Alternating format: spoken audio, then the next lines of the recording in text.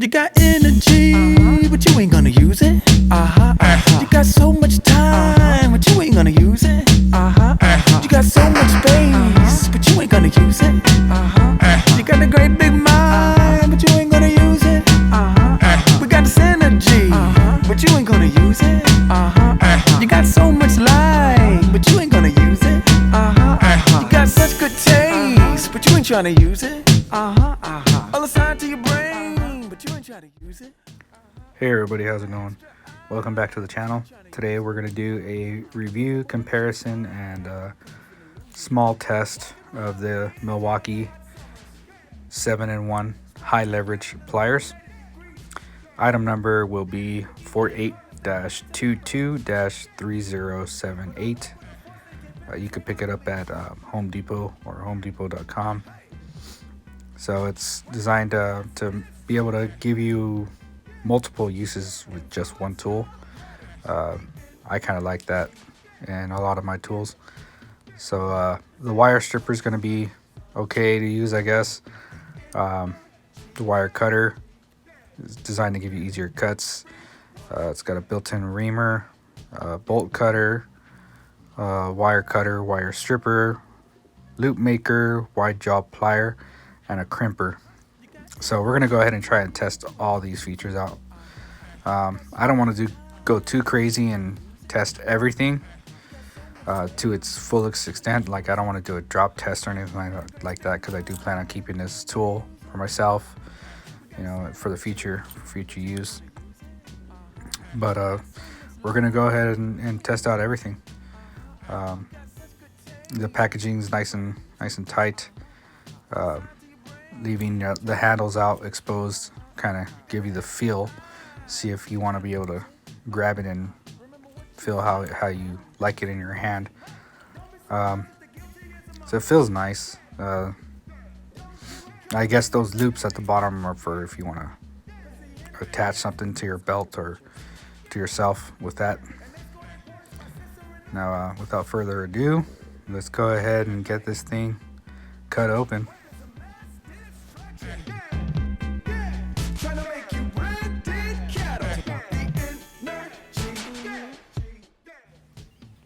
Now that we got it opened up, we're going to go ahead and take a real good look at it. You do see already out of the box that there are some cosmetic flaws in this thing. But, you know, if you were picky, you'd probably end up picking up like 3 or 4 of them at the store off the shelf and picking the one you like the most. Sometimes I do get a little anal about that. And this is a size comparison, I guess, with my hand. I do have an average size hand. I fit in a large glove. So my hands aren't crazy big or nothing like that. We're going to go ahead and measure this thing, this bad boy. So I don't know if you guys can see that, but it's about 9 inches in length, maybe like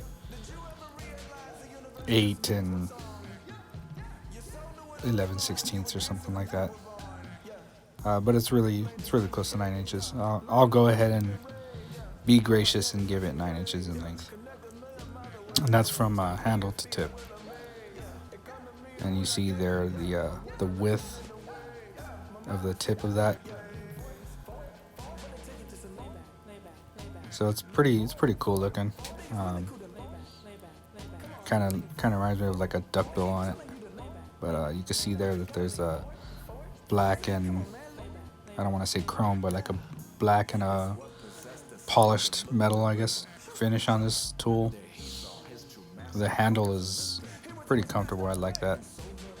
When you unlock it, you know, it springs open just enough. You know, you don't have anything that's gonna like launch out of your hand or anything like that. The locking mechanism is real easy to use. Here's for left-handers.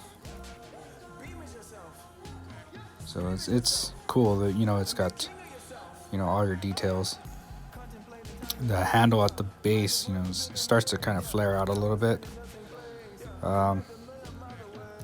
We'll go ahead and, I guess, be generous and give it 1 inch in width. You've seen that. So this is about close to 1/2 inch. The center part of the jaw, I guess you could say. So, it is going to fit pretty comfortable in your hand. I wouldn't worry about it too much. Uh, it feels nice. It locks when I need it to, and it unlocks when I need it to. So that part of the functionality is going to be okay. We're going to measure the overall length of just the handle, which is about 5.5 inches. Uh, we'll give it 5.5 inches to be gracious. We're going to go ahead and try to measure the tool part of it.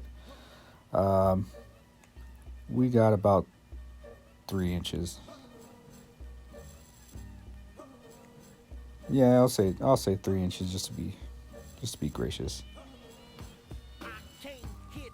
And that's from I guess like the center rivet point. The very tip of the jaw is about half an inch wide. So we got about a 1/4 inch and a half an inch at the tip and the shaft. So again, I'll try and zoom you guys in and get you real good. So we have the stranded side and the solid side. Look at those grids, I guess you could say, on the tip of that jaw. It's going to allow for some pretty good twist, maybe some grip, if you like to twist your wires together or anything like that. So we're going to go ahead and compare a couple of other tools to it. We'll do like I guess a visual and comparison of size and just the way aesthetics, I guess you could say, similar and different tools. Maybe you might have something already from Milwaukee and you're wondering how it compares to what you have already, in your arsenal of tools. So we have from left to right, we got our 7-in-1 that we just opened up. We got our 6-in-1 combination. Then we have our regular standard needle nose pliers and our wire strippers. But for real good comparison, these are the two tools that I'm just gonna use. So this one, opens up pretty good. So you see there that it's got a similar opening action, I guess you could say, to it. So this one's more like a needle nose. However, it's not really as thin at the tip as a needle nose. If you turn it you look from the top side, you'll see the difference in thickness at the tip, or width, I guess you could say. So, you do have one that's more like a plier and one's more like a needle nose plier in that aspect. So, the 7-in-1, is a little bit heavier, but not by much. We'll do a comparison, just setting one tool on top of the other so you can see the actual size comparison. We'll go ahead and compare the handle width. To me, in my personal opinion, it looks about the same width. However, the 6-in-1 does feel just like a little bit smaller, but not by much. This is just little bit tiny bit wider. But it is a bigger tool, I guess you could say. So when you just really look at them, they do a lot of the same functions. I don't know how you would feel about buying both of them, really. I mean, one of them's leaning more towards, a needle nose plier. The other one's leaning more towards, I guess you could say, a lineman plier. But they're both multi-tools, I mean, if you would rather have these two tools as opposed to, one needle nose and one lineman, then I guess go for it, But other than those two selling points, I guess you could say, they're both really, really similar. So I got them side by side right here. You could see this one's got the rivets. This one's got the, wide points. I guess you could say. I wouldn't say rivets. I'd say ridges. But right there, this part of the tool, I think I think they're about like the same in width, you know. But personally, if you're going to use either or as a reamer, I would go with this one just because it's, you know, it's got those ridges, it's more like serrations, I guess. This one does have a pretty cool grip in the front though. The teeth are pretty nice. So if you wanted to go with either one, I'm not really going to say that one is better over the other. So we're going to go ahead and start testing this sucker out. So I'm going to try using the stranded side of the wire stripper. That one went pretty easy. And we're using Southwire 10 gauge or AWG 10 stranded copper to do our first testing with the wire stripper. So let me just focus you guys a little bit. So I'm gonna bring it all the way down to the bottom. That bottom one says AWG 10 stranded, but to be honest, it's kind of a little hard to do it right there. So really, I would use the solid side to strip it. I mean, right here you'll see I'm going for the stranded side, and not only is it a pain in the butt to just pull it off, you know, I'm over here twisting it, you know, and still, like, it's not really coming off all the way. So like I said, I wouldn't use it, you know, as it tells me to. The stranded side is just not going to cut it for cutting stranded wire. So we'll go ahead and try this Romex. This is Romex 10-2. So let me just go ahead and pull off a little bit of the shielding. Let's see how that goes. Pretty good, pretty nice, good strip on that. You know, with this tool, it's not a Romex cutter, so you do kind of have to be a little careful when you're stripping the shielding off the Romex. So that's just, you know, I had to do it that right there because my wires right there at the end are kind of kinked a little bit. So we're using the solid side, and this is solid side AWG solid copper number 10. So the solid copper, that pops it off like real easy, real quick. Boom, just like that. So I would say that personally, I believe that these will cut solid wire fairly easier than you would copper. I mean stranded. So, you know, you would just kind of, I guess, have to play with it and get used to what notches are for cutting. And you see there that I was using the stranded side and it was barely even cutting the shielding on it. So let's go ahead and maybe see if we can twist these together. Usually it'll twist a lot easier if you have more wire actually exposed. So really it's not spinning too good, but that's because I only have just that much wire there exposed. We're gonna go ahead and try and twist together 3 of these. These are all the same gauge, 10 stranded. So I'll just get it started with my fingers, and we're gonna go ahead and start trying to twist those together. But usually I'll twist them together and then wrap it with my fingers and then throw the wire nut on top of there. But that's just to show you, you know, what you're gonna get when you try and use the tool for twisting together things. This right here that we have in front of us is this black one, is a copper, and it's AWG 4, so it's 4 gauge copper. It is stranded, it's not solid. That would probably be a pain in the ass to actually use solid if it were that thick. Copper. So let's go ahead and try and cut that, see how it cuts. I'm gonna do it with one hand. Boom. cut it right off. So you know that cuts well. Personally, in my opinion, I think this cutter would work actually better than a pair of diagonal cutters, really, when it comes to thicker wire like that. Sometimes with the diagonal cutter I have to cut and then open it up and cut it in. So, you know, it snipped off that 4 real good, real fast and easy. So we have some Romex 14 too. I'm just going to go ahead and peel back some of that shielding on there.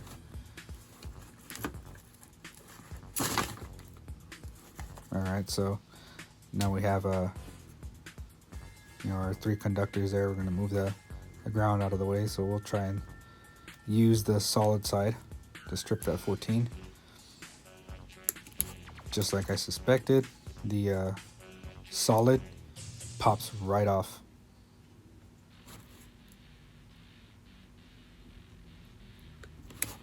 Look at that. Nice, good, clean strip. Didn't have to do anything crazy with it. Let's go ahead and snip that. Alright, so as far as stripping wires goes, you know, it does take a little bit of practice until you figure out, you know, what's best. Now, let's go ahead and try this loop maker. So I'm going to do two different styles of loop, I guess you could say. The first one, we're pushing the copper all the way through, well, just to the end, from the beginning of the tool, I guess, from one half to the other half of the tool. Just the width of the tool is the insertion of that copper.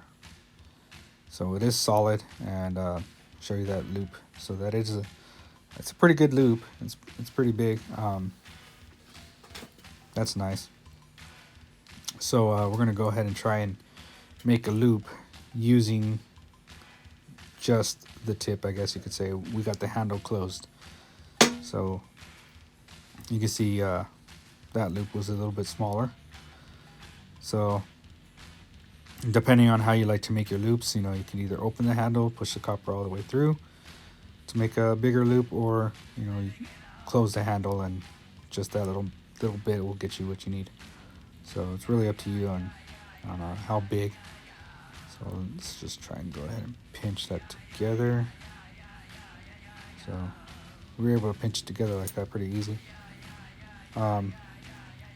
However, you know, it's not a needle nose plier, so sometimes you'll have to use a needle nose plier to pinch things together.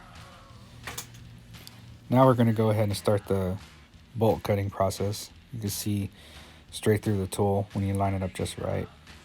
So this first one we have a 8/32 bolt or screw, however you want to call it. So these two 8/32 and 6/32 are typically what you're going to find when you're using electrical fittings or mounts or anything like that. So we have it screwed in all the way. I'll go ahead and cut it. So that cut fairly easy. I did use 2 hands because I didn't want to really struggle too much. But I only screwed it in about the depth of the entire screw. I didn't want to go in any deeper than that, just to show the cutting power of it. However, it really doesn't matter how deep you go. You only have one spot that's going to cut. Our second one that we have is a 6/32 screw. So this 6/32 hole in the tool, it serves as your bolt cutter for 6/32 screws, and also your loop maker end of your tool. So we'll go ahead and screw that in there. And the same thing with this one. We're only going to drive it in just the width of the tool itself. You see there. So we're in pretty far. That one, a lot easier to cut. I only used one hand, and that screw popped right out the other end. Let me get it focused. and about as close as I can get. But you know, this one shows another good, clean, straight cut, no jagged edges. So let's go ahead and we're going to use the crimper. We're going to try and crimp some of that same Southwire AWG10 stranded copper. So now that I've given the wire stripper a few good cuts, I'm starting to get used to stripping with it. So you see there, you know, at first when I first opened the tool, it was kind of a little pain in the butt, but now getting used to it's okay. So go ahead and crimp that together. Oh shit. Hang on, let me put that back in. Alright. So normally you can push that wire in a little bit farther. However, for just crimping purposes, I guess for the review, I want to put it in just enough and see how well it really holds. So it's crimped right here, you see it. I crimped it in two different locations, one closer to the tip and then one closer to the base, giving that a good pull. You see there, Southwire AWG10 stranded, and that's on there. So we're gonna go ahead and test how delicate of a thing these cutters can cut. This is just some simple twine that I have laying around. You see right there a couple of good, you know, squeezes on that handle, and you can cut the twine. So I mean, it's not going to cut like scissors, but you know, you can go from cutting wires and bare copper, you know, to a string, I guess, and twine. So let's just pull on that. So it'll cut a lot easier if you kind of like wrap it around there and just put some tension on it. So right there, it just cut right through there. But you see, in the first time, I was able to just a couple of pinches and got that through and cut. All in all, I gotta say it's a pretty good tool to have. Something in your arsenal would really help fiddling around in your bag, or you know, having to pull out different types of tools for different uses. The wire cutter, I would say, is probably the best thing about this tool. You know, the cutter really cuts very well. The one thing I'd probably say I didn't like about this tool is the wire stripper. Maybe it could have been just a little bit better. But you know, I got the Milwaukee wire strippers anyway, so you know, if it really bothers me, then I'll just pull that thing out and use those. But you know, I'd recommend somebody buy it if you're into multi-tools. I wouldn't say this is something that you absolutely gotta have, but there it is. So thanks a lot and have a nice day.